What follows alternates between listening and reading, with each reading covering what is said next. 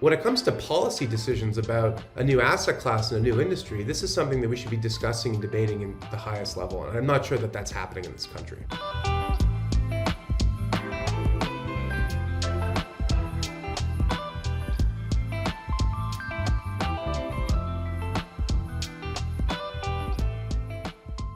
Hi, everyone, and welcome to Blockchain North's very first interview since our rebrand. Very excited.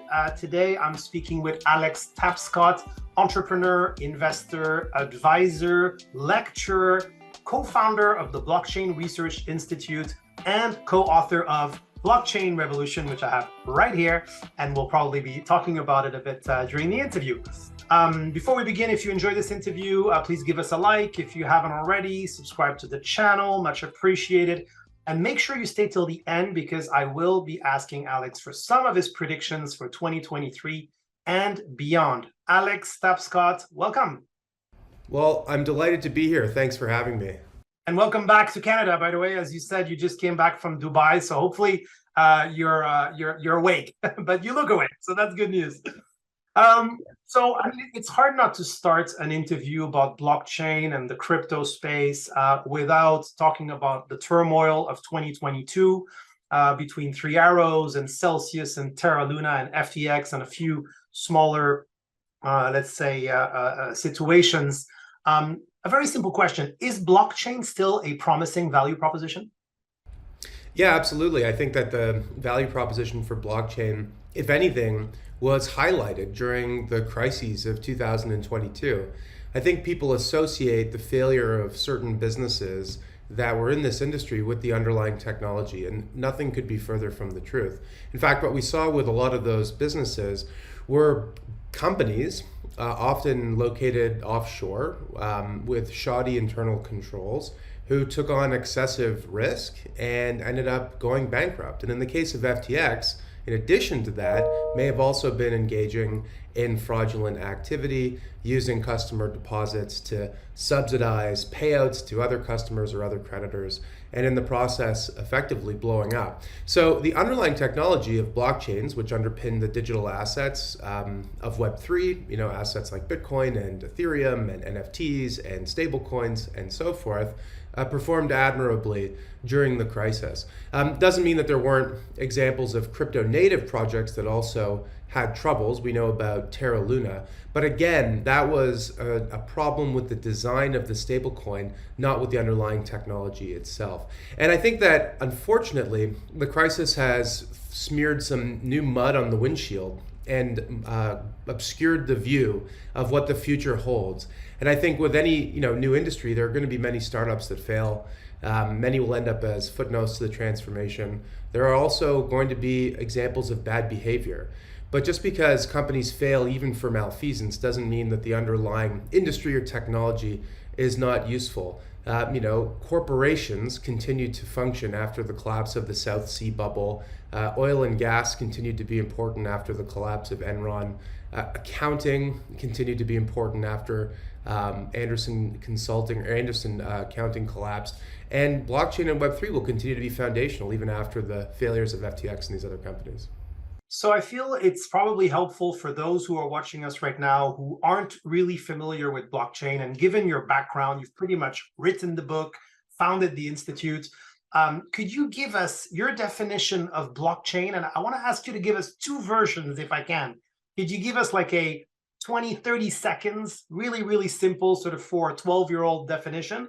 And then maybe you could expand a bit and we'll dig deeper, of course. Sure, the easiest way to think of blockchain is an evolution of the internet, which is why the term Web3 is so common. The first era of the internet was the internet of information. It was a very valuable tool that changed how we consume content, how we communicate online, but it wasn't useful for moving and storing assets, for financial transactions, because when you use the internet to move something digitally, you're not moving an original unique thing, you're moving a copy, which is okay for most kinds of information, but is problematic when it comes to money. You don't want money to exist in the same place, or in two places at once. You don't want financial assets to exist in two places at once. You don't want votes to be duplicated or any other thing that has value. And so finding a way to program scarcity into the internet was a challenge. Blockchain solves that problem. And as a result, it becomes basically a tabula rasa, a blank slate for us to really program anything of value online, not just money and cryptocurrencies like Bitcoin, but titles and deeds, stocks and bonds, art, collectibles, in-game assets, and other virtual goods, and basically anything that creative people can imagine. It's a container for value, and we can put anything in it. And that's a really profound innovation that, in my view, is actually going to have a bigger impact on the economy than even the first era of the internet, because information is immensely valuable, of course, and information industries are large and influential, media, publishing, entertainment, and so on. But they pale in comparison to the size of financial services and other industries that touch assets. And so I think that this next sort of era of transformation is going to make the first era of the internet look like kid stuff. So that's sort of a metaphorical definition of blockchain. A more technical definition is basically a blockchain is a distributed ledger of transactions that's occurring inside of a network. So typically in financial transactions, we've had to rely on intermediaries to maintain records. And those records show who owns what to whom, and so forth. And for performing that role in the economy, for basically providing trust to transactions, they get compensated, some would say quite richly. What a blockchain is a decentralized or distributed ledger. So instead of the record of transactions and debits and credits sitting inside one single entity, it's distributed across a network. And everybody can see what's in that ledger, and everyone can trust that the information is accurate, but no single entity can alter that information. The only way that the ledger can be updated is through a consensus mechanism. Basically what that means is everybody in the network essentially agreeing that transactions are valid. And so it becomes this immutable, decentralized, and trusted record of transactions that allows us to represent value online in a way that previously required us to use banks and big tech companies and other centralized intermediaries. So that's a very profound shift, and one that's going to impact those other industries that I just mentioned in pretty meaningful ways. How would you explain that to a 12-year-old in less than 30 seconds? Well, I would say that when you play Fortnite and you spend your parents' money using their credit card on skins and other in-game assets, instead of just buying them, you get to actually own them. And you can sell them, and you can use them however you like. And you can take them out of that video game and use them somewhere else. And you get to be the person who decides how to control your in-game avatar and your in-game assets. And that metaphor can apply to individuals. You get to own your assets, you get to own your identity, you get to take them with you. They don't belong to big tech companies or big game studios. Yeah, that's great. Great metaphor. I've never played Fortnite. No, it's not a metaphor. It's actually a literal example of one of the industries where blockchains are having a really big impact, which is in and around gaming. What's really remarkable is that people spend about $100 billion per year buying virtual goods. And what's fascinating is that from a behavioral perspective, people seem to really love buying virtual goods, but they never actually think much about whether they own them. See, when you own, when you purchase a good inside of a virtual world, let's say there's a video game called Roblox, right? And their main business model is actually selling their native currency to users so that the users can use them inside of the game. They're called Robux. And other games like Fortnite and other sort of free-to-play games rely on power users that spend money inside of games to purchase assets. But those assets are not digital goods that individuals can hold in wallets that they control. They are things that are represented inside the game environment. And the gaming company can choose to reduce the value overnight of what those virtual goods are. We see that routinely with like loyalty points. Starbucks recently reduced the value of its native currency, which is its loyalty point. They can choose to cancel the value, make you buy them again, or if that game studio gets sold to someone else, then those assets could be retired or could become worthless, right? So the metaphor, it is a metaphor, of course, but it's also a real example of a lot of really interesting Web3 games that are trying to reimagine this model where basically if you're going to spend money on something inside of a game, you might as well own it, control it, earn money from it, use it, however you like, transact in it, buy it, sell it, and so forth, just like any other asset, basically giving you digital property rights. And that's something that is going to be a paradigm shift, not to use an overused term, for the gaming industry, that I think actually could create billions of dollars of new value for gaming studios, but will force them to rethink their entire economic model. And for content creators and many others too. So I started with a bit of a doom and gloom summary of 2022, but it would probably be fair to balance that out a bit by saying that adoption on various blockchains around the world and by a multitude of stakeholders from regular citizens to major financial institutions or even governments has been probably one of the fastest growth curve we've seen maybe since the internet in the 90s. So I wonder, with all these use cases and all this adoption, I'm wondering what stands in the way of greater and maybe faster adoption today. You mentioned a paradigm shift. Maybe that's it. Could be vested interests. Maybe is it regulation? We hear a lot about that. What is it in your view that prevents us from seeing faster deployment of this apparently revolutionary technology? Well, currently, depending on estimates, there are somewhere between 100 and 400 million people in the world who own crypto assets. About 5% of the world at the most, yeah. Yeah, so up to 5% of the world. So still very much, a niche, but not hobbyists anymore. We're into the sort of early adopter phase of the growth curve.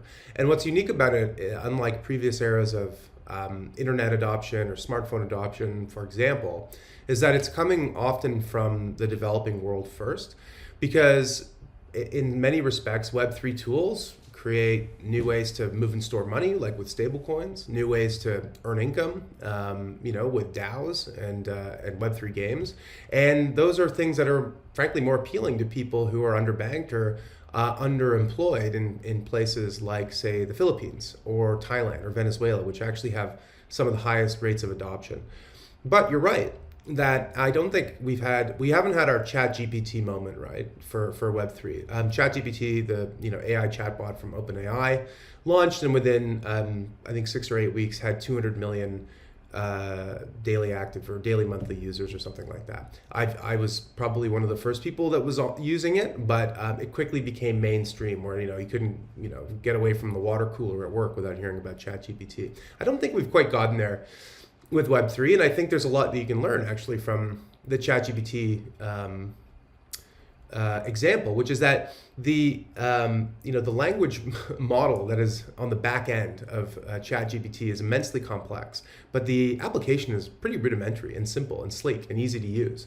And there's a lot that Web3 entrepreneurs can learn from that, which is, rather than starting with the tech first, start with something useful and fun. There's something very fun and viral about taking a screen grab of your ChatGPT answer and putting it on Twitter and saying, wow, isn't this so cool?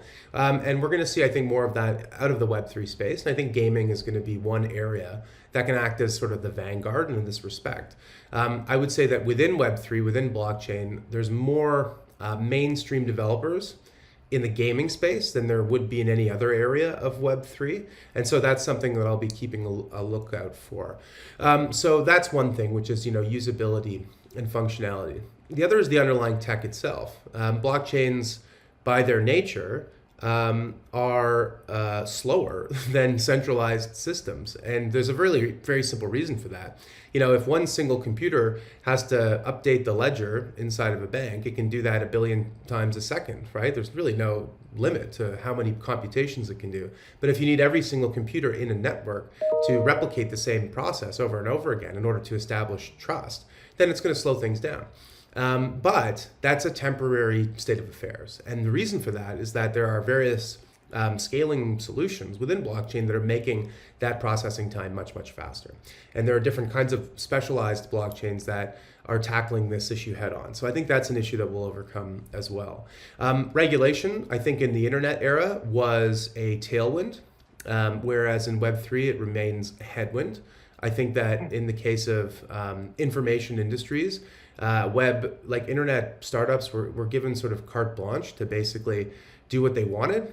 Part of that was the passing of the Telecommunications Act in 1996, which basically said that IP service providers and other so-called dumb pipes could not be held liable for copyrighted material traveling through the network, right? So if someone takes a screen grab of Mickey Mouse and uses Verizon's network or something, Verizon can't be sued by Disney. And that was a very important thing that helped to kind of lead to an explosion, for better or worse, of information flowing through the web. With Web3, we have a different state of affairs, which is that because we're dealing with assets, there are different regulatory bodies that are trying to get a hold of this space to try and capture it for themselves for whatever reason. And I think really the key area is around securities law.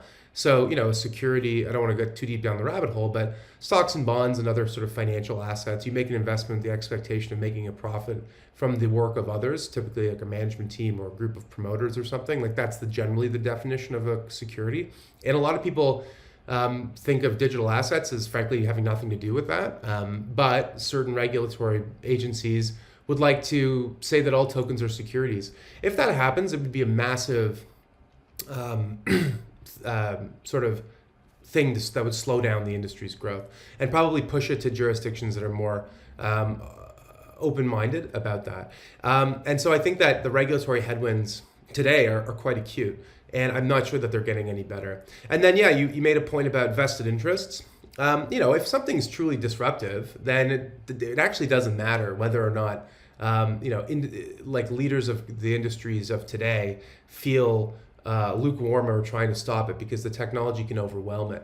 But public opinion and public sentiment can matter a lot. We have technologies from our history that work and could solve massive problems, but we don't use them widely. The most obvious example of this is nuclear power. We have a carbon neutral way to create abundant energy that would reduce our reliance on fossil fuels completely for electricity generation. And yet for the past 40 years, we've been shutting down nuclear plants, not building them. And the reason for that is a perception based on a couple of examples from a long time ago that the technology of nuclear power is not safe, when the reality is that far more people die drilling oil wells and fixing power lines and so forth than they would from the one or two nuclear problems that have happened in the past. So I think that public sentiment can slow things down. And I'd say right now, the public sentiment around blockchain and Web3 is still pretty skewed to the negative.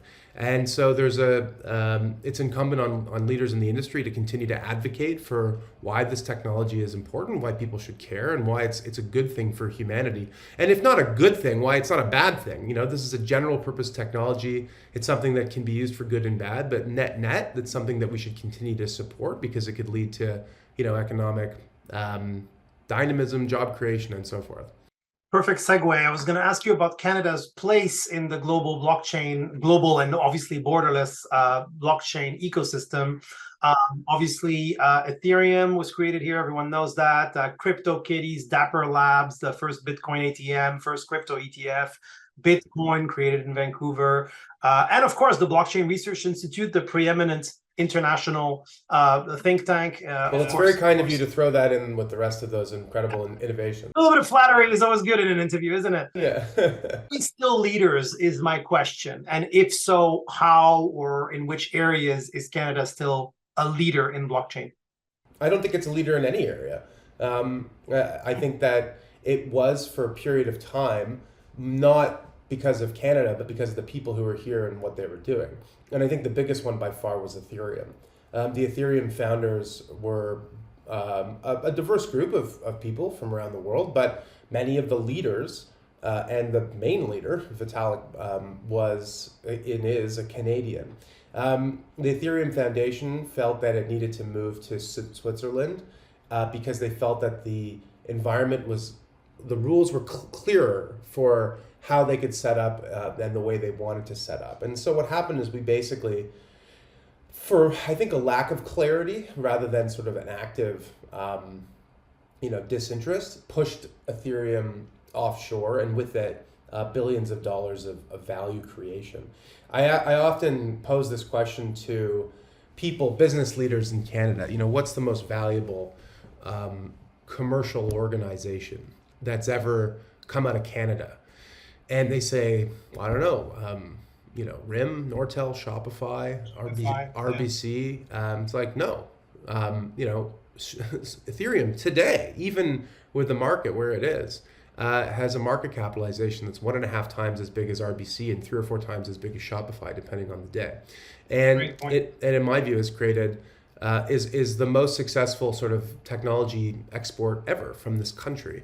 And it's not something that's celebrated at all in Canada. It's actually disgraceful. The day of the merge, when Ethereum moved from proof of work to proof of stake, that was the cover story in the New York Times business section. Now, the New York Times is not perfect in its coverage, and we can find lots of fault in how the mainstream media covers this industry and lots of industries. But they understood and they recognized the importance, the significance at least, of the event. They basically, the title was, "Can the Merge Save Crypto?"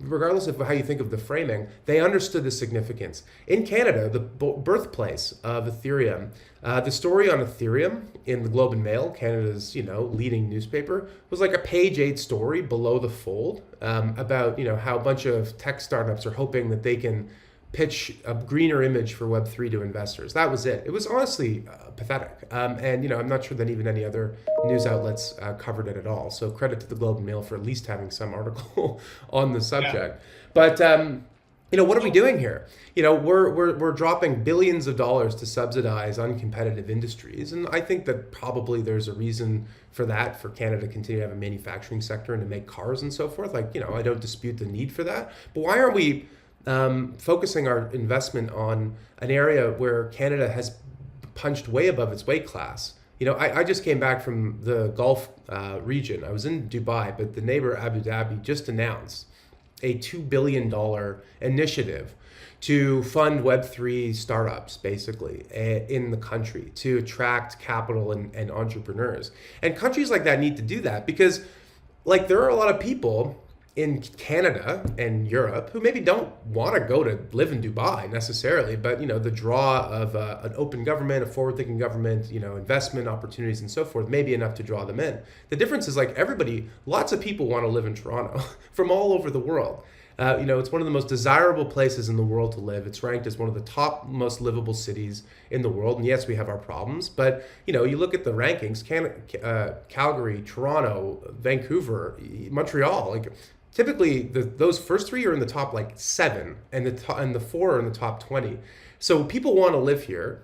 Smart people want to live here. We do have a brain drain, but I think our brain gain way outweighs our brain drain. And so we could create the conditions for plenty of new industries to succeed if we had the vision and if we had the foresight to create the conditions. Instead, what we're seeing in Canada is most of the policy around this asset class falling to the securities regulators, who, in my view, have not done a bad job. I work at Ninepoint Partners. We're a regulated financial institution. The OSC's been very open-minded about crypto assets. We launched a Bitcoin ETF, one of the first in the world. So I'm not putting it on them, but I'm saying when it comes to policy decisions about a new asset class and a new industry, this is something that we should be discussing and debating in the highest level. And I'm not sure that that's happening in this country. Sorry, rant over.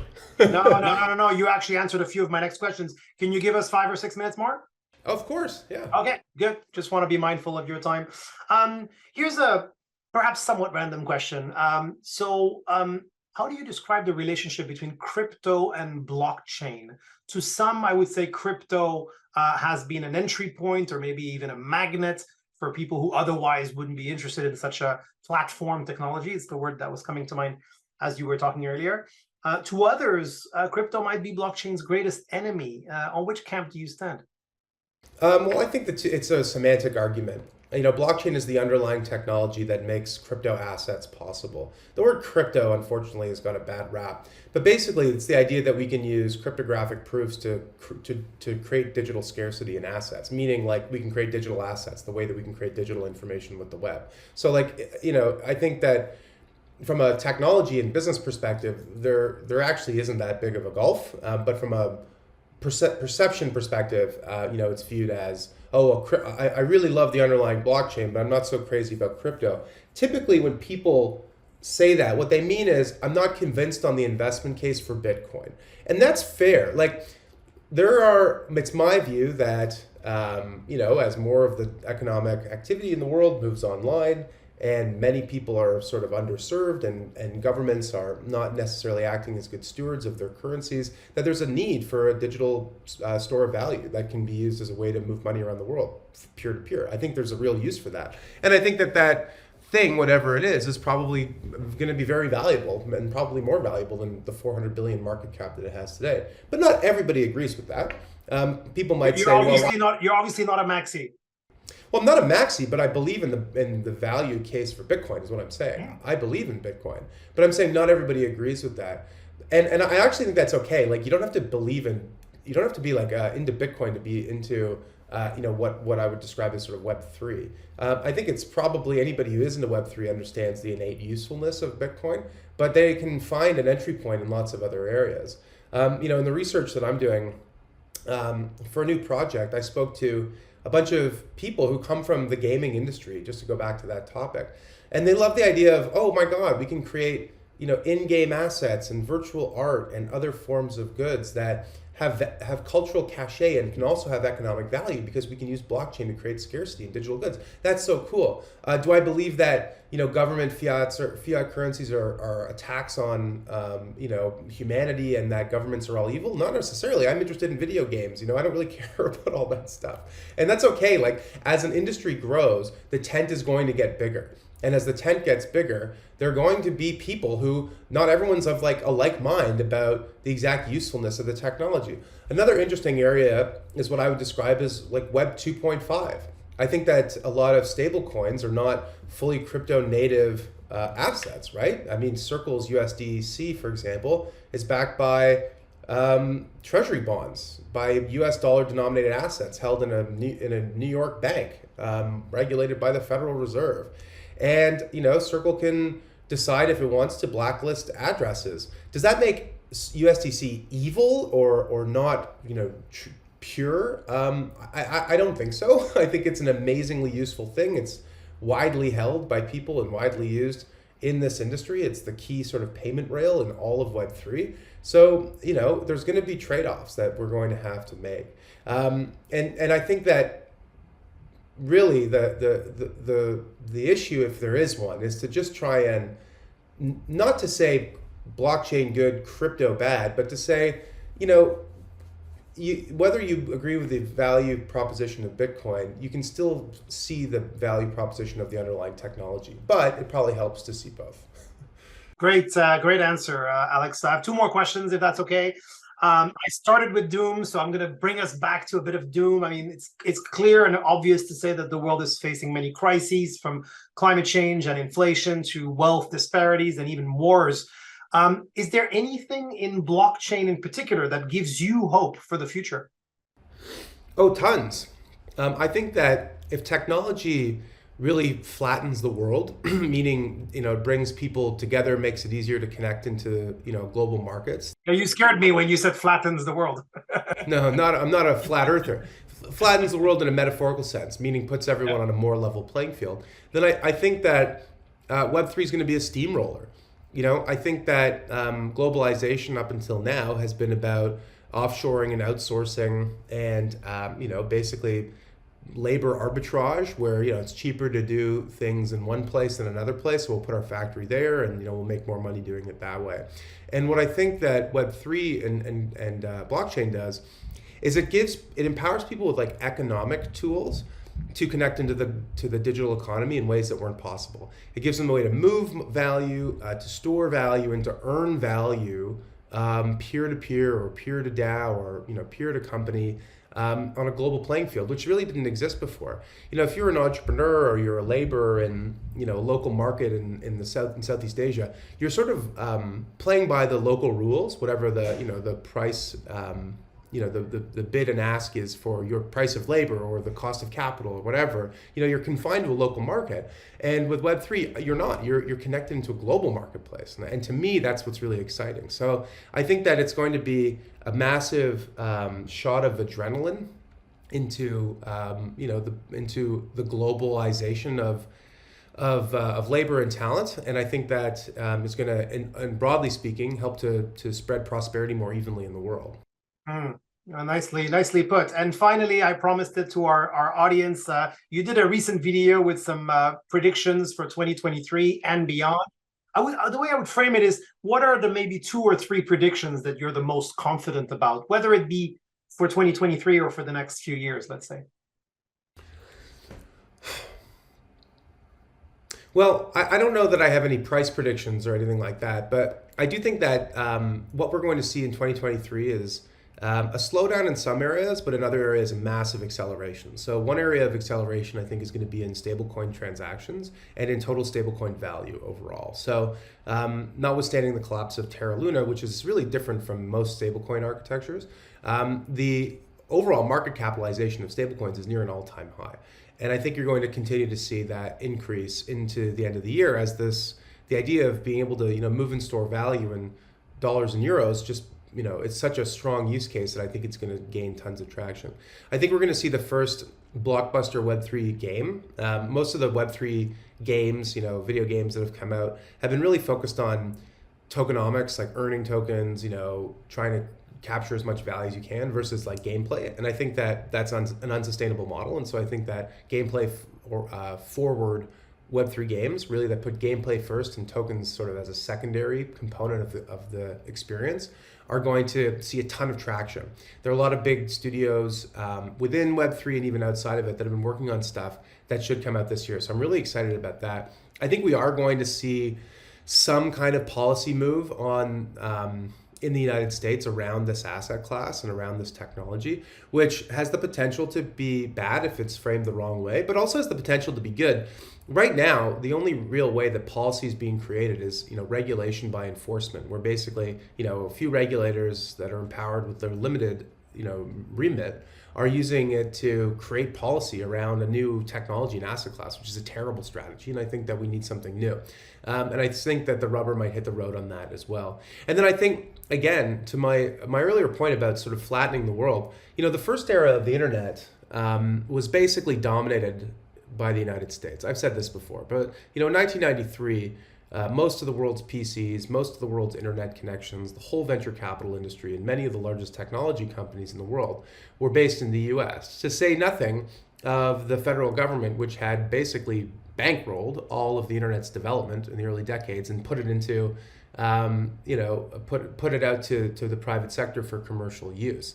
And so the US utterly dominated the first eras of the internet. This time, they're definitely still a massive player. And I think that in some instances, like stablecoins, the ability to export dollars digitally might even strengthen the hand of the US. But I think in general, we're going to see this innovation happening on a way more decentralized level. And I think that we're finally at the point where governments can actually vie with each other in sort of an open marketplace for attracting talent and capital and organizations to set up shop. And so I think that we are going to see over the course of this year, I mean, today, this Abu Dhabi is just one example, examples of governments making a concerted effort to try and set themselves up as the leaders in this area.